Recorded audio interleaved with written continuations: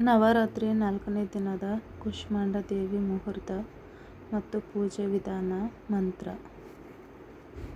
ದುರ್ಗಾದೇವಿಯ 4ನೇ ರೂಪವೇ ಕೂಷ್ಮಾಂಡ ದೇವಿ.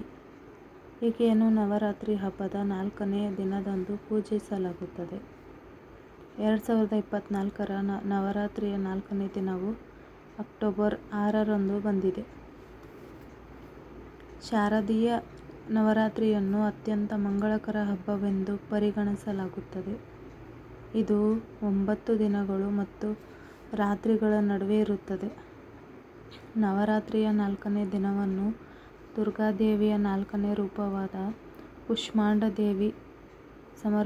ಕೂಷ್ಮಾಂಡ ದೇವಿಗೆ ಸಮರ್ಪಿಸಲಾಗಿದೆ. ಈಕೆಯನ್ನು ದುರ್ಗಾದೇವಿಯ 9 ಅವತಾರಗಳಲ್ಲಿ ಒಬ್ಬಳು ಎಂದು ಹೇಳಲಾಗುತ್ತದೆ.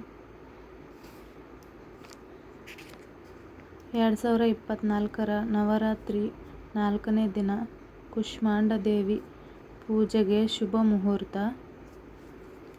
ಆರಂಭ ಅಕ್ಟೋಬರ್ 6 ಬೆಳಗ್ಗೆ 7:04 ರಿಂದ ಅಕ್ಟೋಬರ್ 7 ಬೆಳಗ್ಗೆ 9:47 ವರೆಗೆ ಇರುತ್ತದೆ.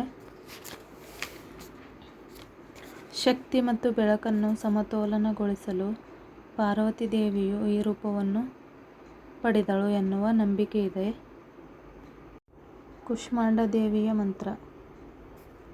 ಸುರಾಸಂ ಪೂರ್ಣಕಲಶಂ ರುಧಿರಾಪ್ಲುತಮೇವ ಚ ದಧನಾ ಹಸ್ತಪದ್ಮಭ್ಯಾಂ ಕೂಷ್ಮಾಂಡ ಶುಭದಾಸ್ತು ಮೇ.